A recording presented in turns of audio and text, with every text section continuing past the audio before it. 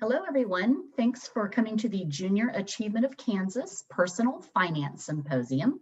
We are on session 4 today, credit and debt. Before we start the session, we certainly want to make sure to take this opportunity to thank our sponsors. These are companies that were provided funding for the symposium to be able to happen.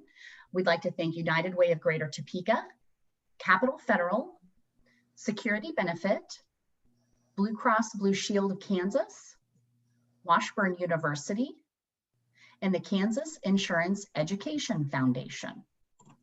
So before we turn over the mic, I want to make sure to that everybody is set. We do have another person coming into the waiting room. At this point in time, I am going to turn over the session to Doug Wolff. Doug is the president at Security Benefits. So Doug, I am going to invite you to begin our presentation. Thank you. And good morning, everybody. Let's see here.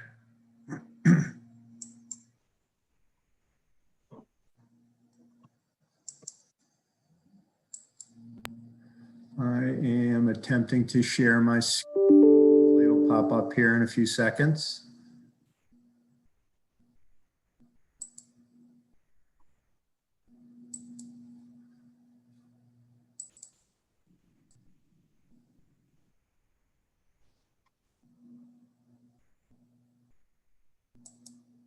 Can everybody see that?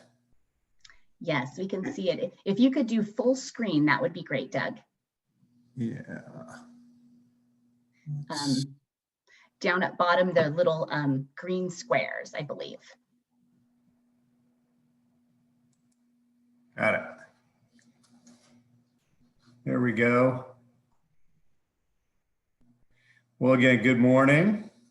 And thank you for your attendance and for the next 30 or 45 minutes. We're going to go through and talk a little bit about credit and debt. I have, of course, a personal example of recently using credit, as I recently bought an automobile, and I think it was hopefully an example of a good use of credit, as the company offered a financial rebate. So to get to the price that I wanted to pay by using credit to help pay for the car, that helped me get and help the dealer get to the right price. I'd also mentioned that, today interest rates, which we'll talk about a little bit later, is something that you might need to pay on top of credit you take out, part of the debt that you owe back. But interest rates tend to be very low right now. And with lower interest rates, it means that the amount you have to pay back can be lower than if interest rates are high. So that could be a good time to take credit as well. And then the third thing I'd say about my personal example is, in this case, the loan or the credit that I was offered allows me to pay it back whenever I want.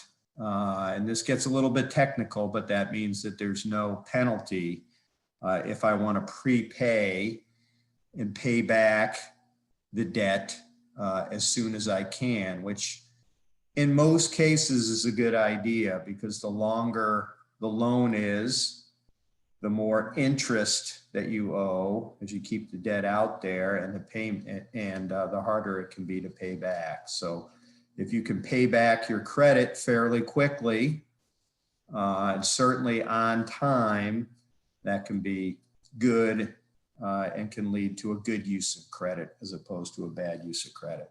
We're going to talk more about that in a little while.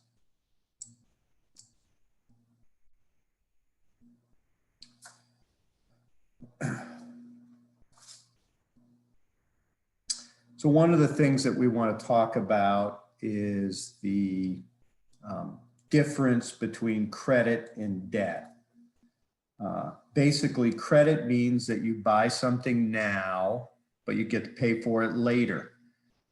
Having credit doesn't necessarily mean that you have debt. One example would be that a lot of people, if not most people in today's world have, is a credit card.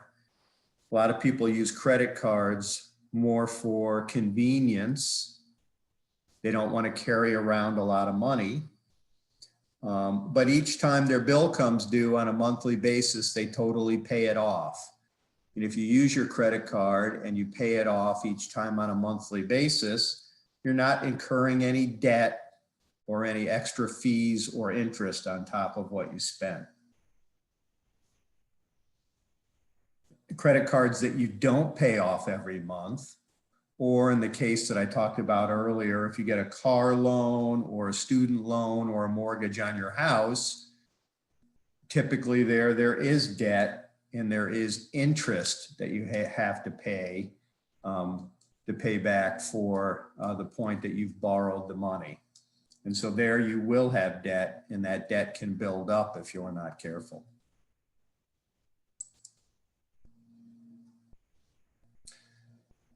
So the question you see up on the screen now, there is no such thing as good debt. Is that true or false? I would say that that's false, right? Some debt can be good. For example, like I talked about early, lower interest rates. So in this case, a low interest student loan that you could use to pay for college or a trade school can pave the way to higher earnings, right? Because you get that designation and then you're able to get the job that you want down the road. And you might eventually earn more money than you spent on the loan. In general, I'd say, there are quite a bit potential uses of good debt, with a key being not taking out too much and not getting to a place where it becomes prohibitive or very challenging to pay that debt back, or not missing a payment when a payment is due on the credit that you have. Those would all be examples of where you're using good debt. Because what it allows you to do, frankly, is translate future earnings. For example, if you have a job and you're paid every 2 weeks, into something that you could buy today that you otherwise might not be able to buy today.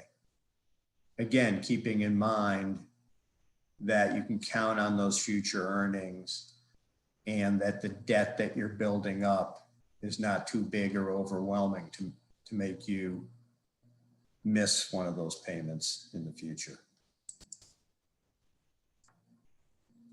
So after completing this session where we'll talk about credit and debt, you should be able to differentiate between credit and debt, recognize factors that affect an individual's credit score and credit history, recognize the consequences of having a low credit score, and recognize the impacts of sharing credit cards or co-signing for loans.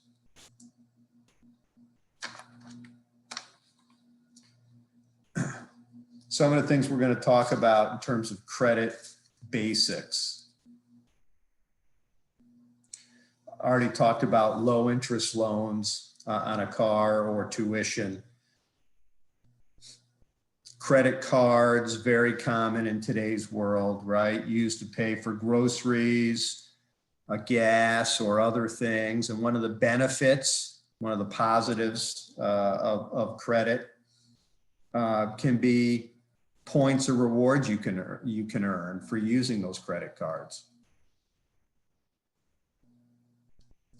It allows you to buy things, tickets, clothes, vacation, certainly schooling, like we talked about earlier, that you otherwise wouldn't be able to because you may not have the money today, or you may have the money today, but it's invested or it's in something else, and you don't want to have to sell that investment. So again, it's not necessarily bad to use credit. It can be a good thing. And it's something that you can build up and build your credit score to be positive, which we're going to talk about in a little bit, if it's used properly and not overused.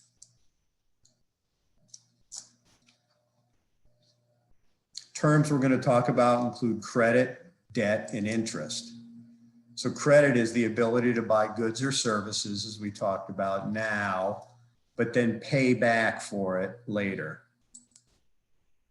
Debt is essentially the paying back part, right? It's money that you owe when you take credit out.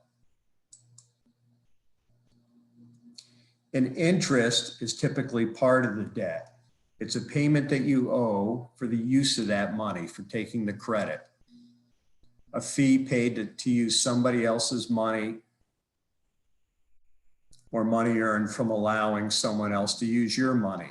If you're the one making the loan, for example, instead of you're the one that's taking the credit.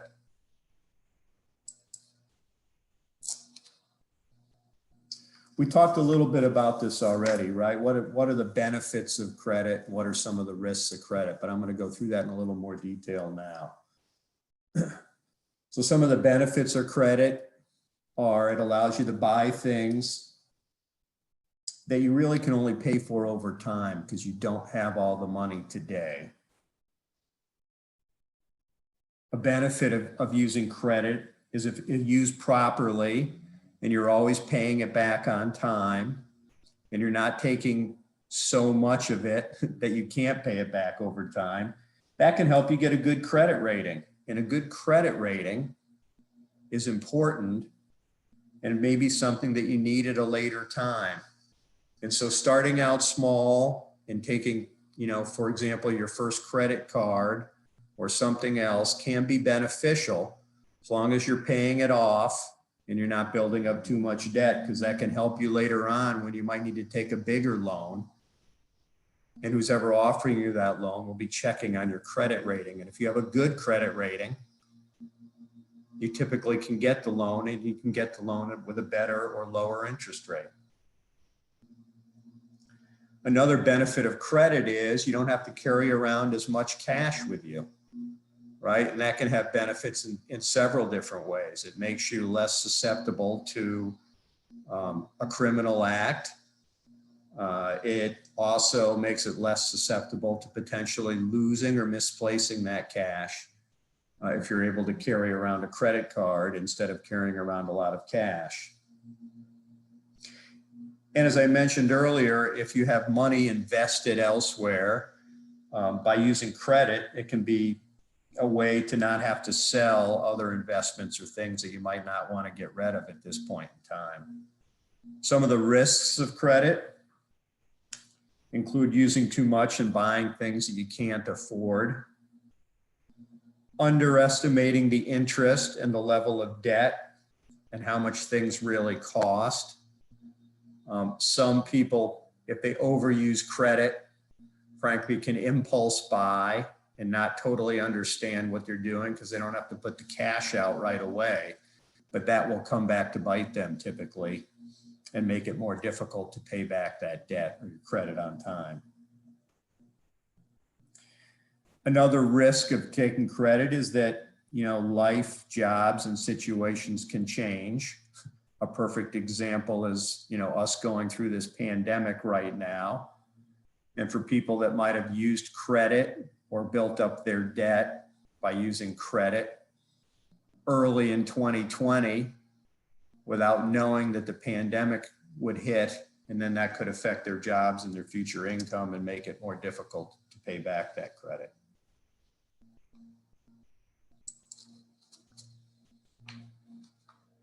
So I mentioned this a little bit earlier, but credit history and credit score. Credit history is really a record of your personal financial transactions. How many times in the past have you used credit? What have you used it for? And then importantly, when you used credit, were you able to pay it back, and were you able to pay it back on time? Credit score is a standardized measurement of the potential for a borrower to repay debt. So all those times in your credit history that was all recorded and documented, and that all goes into a credit agency calculating your credit score. Your credit score is important, as I mentioned earlier. It will help determine for future borrowers whether you can get credit and whether you can get it at a lower interest rate or whether you're forced to get it at a higher interest rate, which makes it more difficult to pay back. All that is documented, all your credit history, and that all factors into your credit score going forward.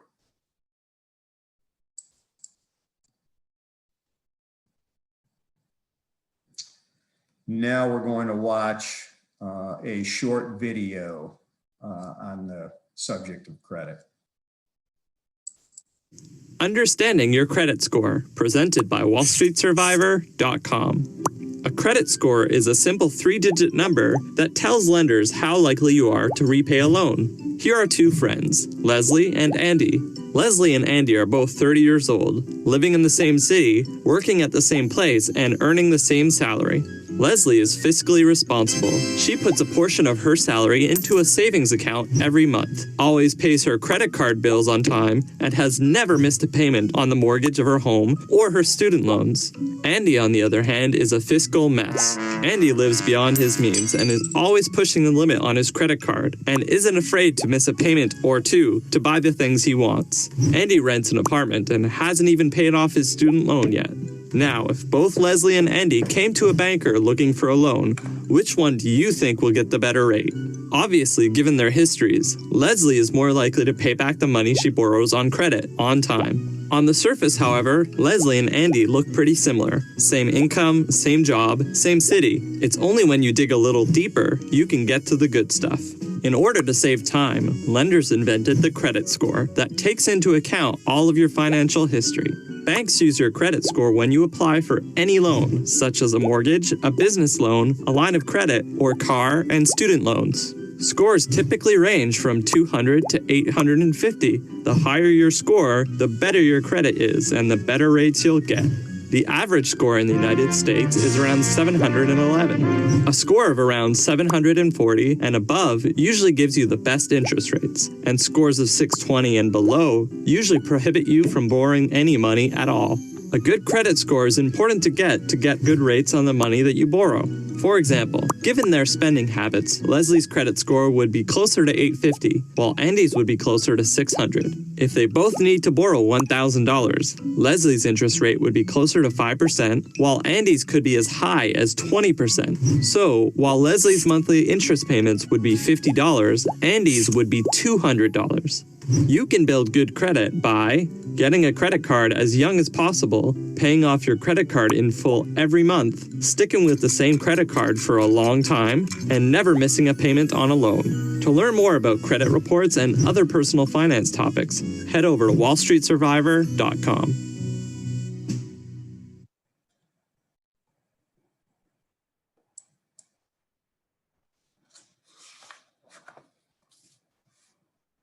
So as a follow-up to the video, right? Who cares about your credit as you move forward in life? And actually, it's very important, even in these cases beyond where you're going to try and get a loan or get new credit. So insurance companies, oftentimes look to underwrite or know or understand, as a way to put it, their policyholders or people that are trying to get the insurance through them. One of the ways that they get to know that policyholder is by looking at their past behavior and any information that they can get, on a person who's applied for insurance. And so one of the things that they'll often do is look at your credit rating or your credit score as an indication for what kind of person you are in terms of the two examples that we saw in the video, right? The young lady who was on time, paid back any debt she had, made her credit card payments on a timely basis and didn't overuse credit or get herself in a difficult situation. Where the young man in the video was the opposite of that. And insurance companies can actually use that information to help determine what kind of offer they're going to make to you and help determine how much you might have to pay for car, home, or renter's insurance. Or in some cases, might not even offer it to you if your credit is that bad, because they're afraid that you won't make your insurance payments. Utility companies, so to the extent that you have an apartment or you own a home, you've got regular utility payments you need to make around the electricity, gas, water, and other aspects. And utility companies want to know, again, what the chances are that you're going to be able to pay that on a monthly basis. And having a good fiscal record, which will come through with a good credit score, helps the utility company predict how you're going to do going forward. So that can affect whether you're offered certain services or at what rate you're offered those services. Landlords, certainly as you go to rent an apartment, can look at credit scores and credit reports to screen people and see whether they want to, offer their apartment to that individual and at what rate. And then employers, it's one of the things that employers look for as they're looking to make an offer to somebody and as they're doing a background check. And again, your credit report is one of those documents that sticks with you for your entire life.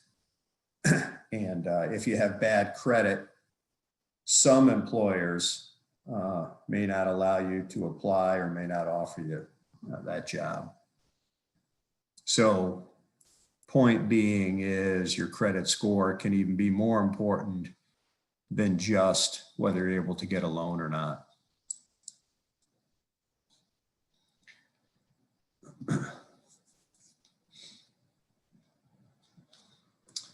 So statement here, get as many new credit cards as possible. Do we think that's a credit mistake or a healthy credit tip? I think what was talked about earlier was potentially applying for and getting a credit card early when you're young can be helpful to help build up your credit history. But the key is that you're paying that off on a monthly basis. You're not running up late fees or putting yourself in a situation where you can't pay that off. Sometimes with the word many in here, I think that can be a credit mistake because it becomes harder and harder to keep track of what you have.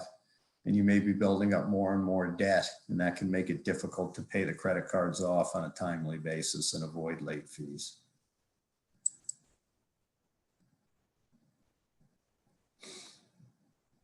A few examples on profiles in credit, right? I got my first credit card 1 year ago and maxed it out. I've been making the minimum payment every month, but I've been a little late a couple times. I just got a second credit card for emergencies and I haven't used it yet. I'm nervous about my credit report, so I haven't requested to see it yet. This person seems to be trending toward not being a good credit risk. And I should mention with a credit card, there's typically different ways you can make payments each month. There's a minimum payment each month to avoid a late fee, but you don't pay the whole credit card off. So you're still building up debt and you're still having to pay interest as you move forward. You can pay that as a minimum amount all the way up to your entire balance. And if you pay that off every month, as I mentioned earlier, you don't have outstanding debt and you don't get charged interest. So the issue with the minimum payment every month is your debt and your interest can build up, and they can build up in a hurry. So if at all possible, trying to pay that credit card off on a monthly basis is important and not just make the minimum payment.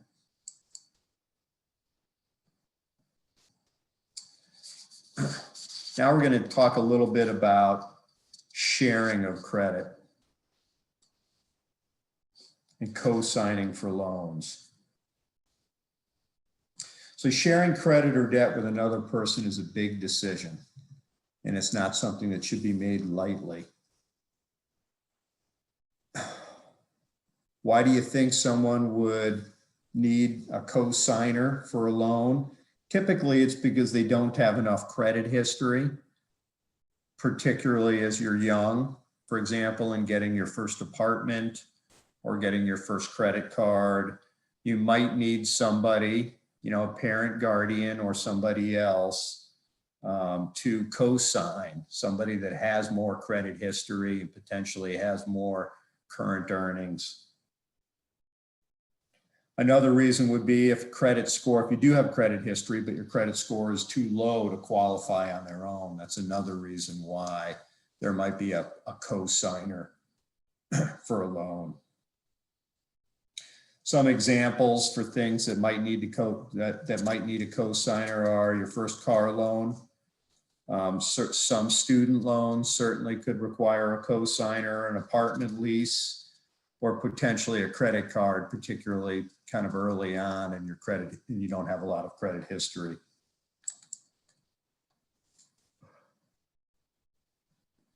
So talking about credit some more, which of the following can affect your credit going forward? If you co-signed for a car for a brother a few years ago and your brother missed car payments, that's true. That can affect your credit score. If you let your friend use your credit card to pay bills when he was out of work, but it's your credit card, he maxed it out and hasn't paid you back, that's also true. That can negatively affect your credit history and credit score. Or if you take out a large student loan to pay for school, after you graduate, you're deeply in debt and it takes years and years to pay back the loan. That's also true. So all three of these are examples of either co-signing, letting a friend use your credit card, or taking out really more than you can afford to pay back and lengthening the time it takes you to pay it back. All three of those can affect your credit score going forward in a negative way. At some point, most people have some sharing of credit or debt with another person. The co-signing for a loan or lease, or sharing a credit card with a trusted partner, for example. The key thing to remember are these decisions are important. Making these types of decisions with another person requires that both people have the trust and respect for one another, are honest, and they take responsibility for their actions.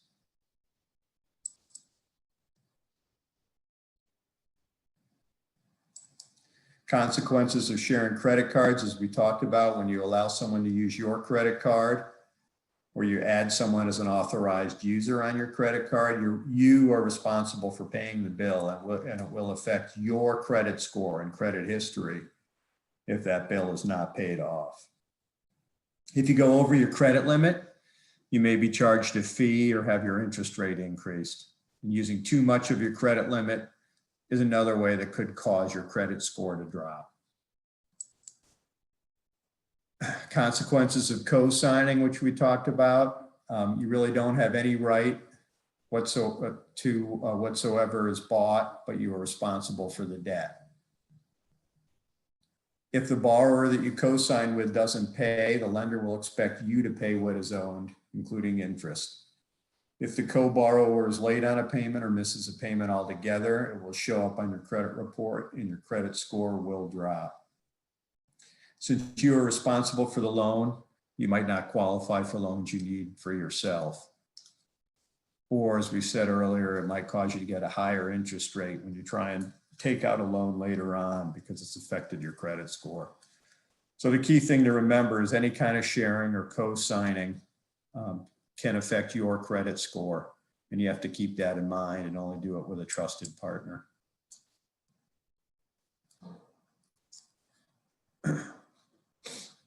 So I think on your student activity, which we're not going to do right now, there's some information and questions on credit and debt. Find the sharing credit decisions section and answer the questions to show why you would be a trustworthy partner in sharing credit. Again, the important thing to keep in mind is, if you're asked to co-sign or you're asked to share your credit card, make sure you're doing it with somebody that you can trust, because ultimately you're going to be held responsible for that. A few examples here, right? My sister has asked me to co-sign on a car loan for her. I really want to help her, but I'm planning on getting a car myself in the next year. Should I co-sign? That's a great example. And there's no easy answer to this, right? We want to help out a family member. Hopefully it's a family member that we can trust.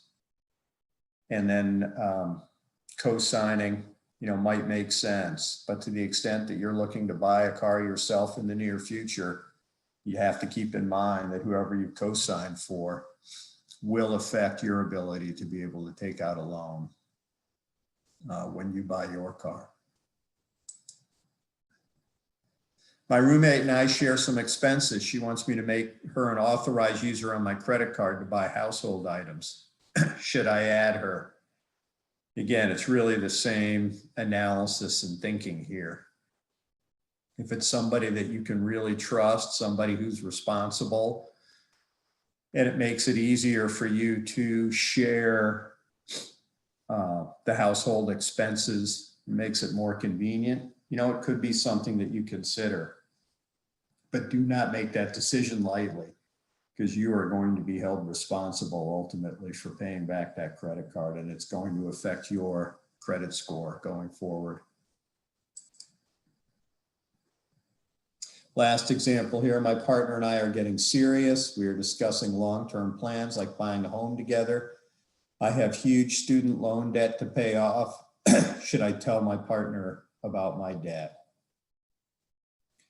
This one seems a little bit more straightforward. Honesty and transparency helps lead to trust. And with things like finances, debt, and credit history, that's an important part of your responsibility and your relationship, and seems like something that should be discussed as you move forward together.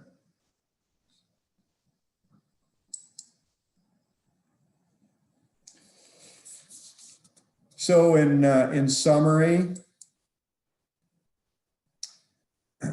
not all credit resources are bad. In fact, in some cases, they can work to your benefit and help save you some money.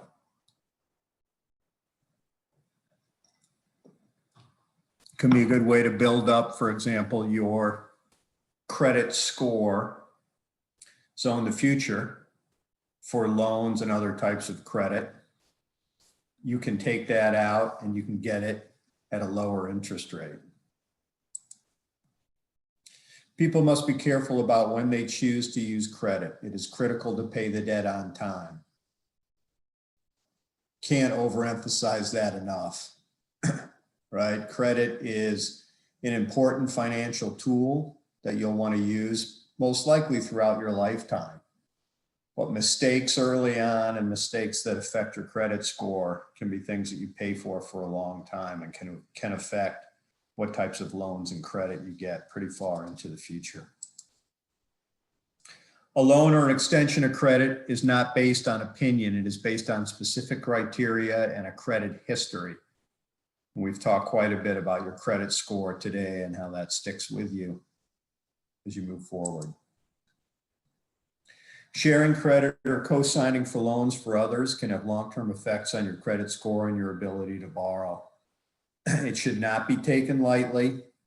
It doesn't mean that you don't do it, but please make sure it's somebody that you can trust and somebody that's responsible.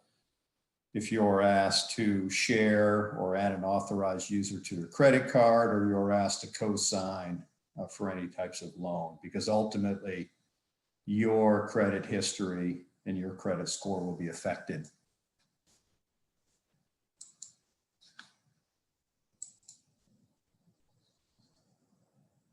All right, so we're just about to wrap up here with the main part of the session. Now I think we're going to turn it over and be happy to answer any questions. Sounds great, Doug. Thank you so much. And while you're unsharing your screen so we can see your face large again, I have a couple of questions, but I want to remind students at this point in time, you can go ahead and unmute